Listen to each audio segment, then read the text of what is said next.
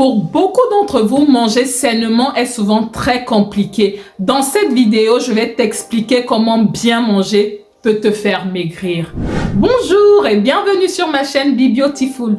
Moi, c'est Audrey et sur ma chaîne Be Beautiful, je vous apporte des astuces pour vivre de la manière la plus saine à petit prix. Donc, si tu n'es pas encore abonné, n'hésite pas à le faire. Partage la vidéo autour de toi si tu penses qu'elle peut intéresser. Avant de commencer, je tenais à vous informer, je ne suis pas nutritionniste ni diététicienne. Pour des personnes présentant des troubles alimentaires, vous pouvez vous renseigner auprès de ces professionnels de santé qui pourront répondre à vos questions. Beaucoup de personnes pensent qu'il n'y a que des régimes qui font maigrir. 60% des Français disent ne pas être convaincus par des régimes. 80% d'entre eux disent même reprendre encore plus de kilos qu'ils n'avaient perdu auparavant.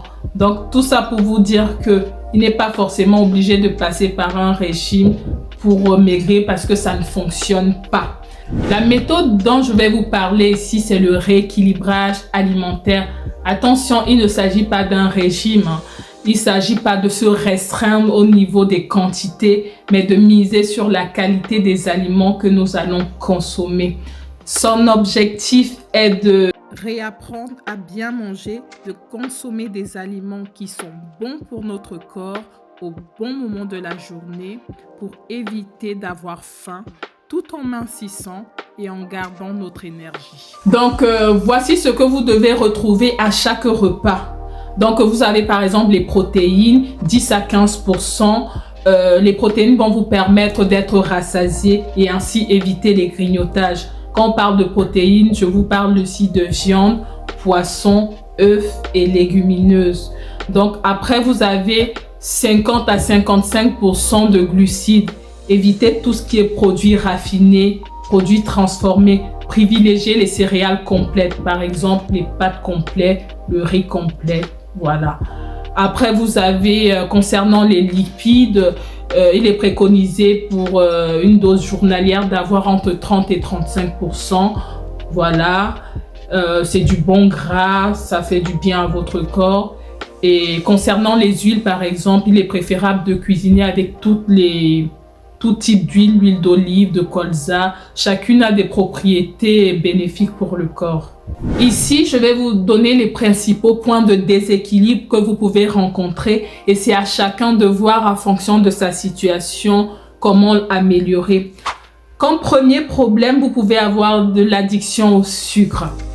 Donc ici, il faudra donc travailler sur comment réduire progressivement son alimentation en sucre raffiné surtout. Parce qu'il faut comprendre que le sucre raffiné, en fait, une fois que vous l'ingérez, il ne reste pas longtemps dans le corps. Donc au bout d'une heure, vous avez encore faim. C'est pour ça que les fast-food, tout ce qui est restauration rapide, c'est pas trop recommandé parce qu'au bout de quelques heures, on a de nouveau faim.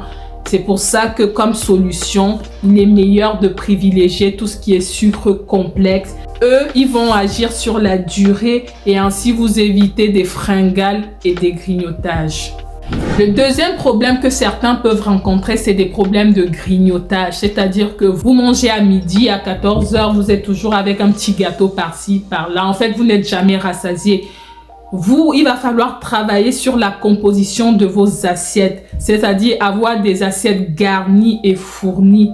Bien prendre en compte qu'il faut manger beaucoup de protéines parce que c'est elles qui vont vous permettre d'avoir cette sensation de satiété et ainsi éviter les grignotages. D'aucuns parmi vous auront des problèmes du type organisationnel, c'est-à-dire que pas le temps, trop occupé par le travail, les transports en commun, les enfants, bref, c'est un peu compliqué à gérer. Il faudra agir sur des moyens pour vous faciliter la tâche. Parce que pour vous avez tendance à manger peut-être des conserves en se disant que ce sera plus facile à faire. Il faut savoir que les conserves ou les plats déjà cuisinés sont souvent chargés d'additifs et donc ça nous fait, et donc de sucre raffiné et c'est pas bon pour notre santé. Donc, un des points sur lequel vous pouvez travailler, par exemple, c'est faire vos courses en ligne.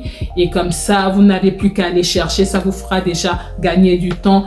Et deuxièmement, une des solutions aussi, c'est faire des meal prep. Je ne sais pas si vous savez ce que c'est. En fait, ça consiste à prendre un jour, le dimanche par exemple, où vous allez préparer les plats de la semaine, pré-mâcher les plats de la semaine.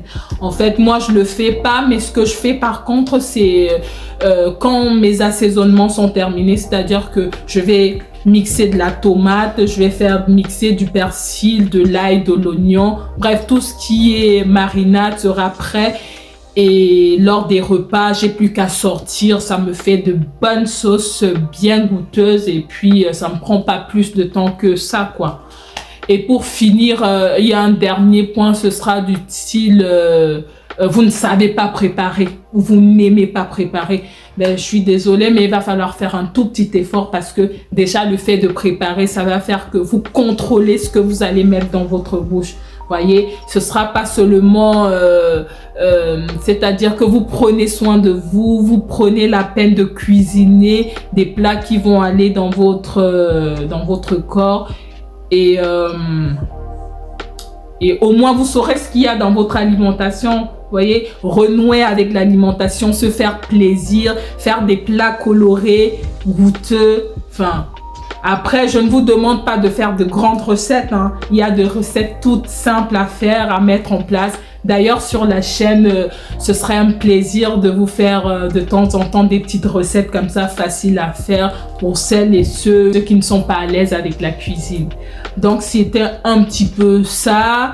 En tout cas, c'est très intéressant le rééquilibrage alimentaire parce que en fait, c'est pas un régime du tout. Il ne s'agit pas d'arrêter complètement de manger ou de supprimer des choses. On ne supprime rien. Tout est une question d'équilibre. C'est-à-dire que si j'aime les cookies, par exemple, il ne s'agit pas d'arrêter de manger des cookies. C'est juste une question d'équilibre. Au lieu de manger tout le paquet de cookies, ben, pendant ma pause café, je mange 1 ou 2 cookies. Et donc, ça fait qu'on évite les frustrations. Et puis, on fait plaisir à son corps tout en mangeant sainement.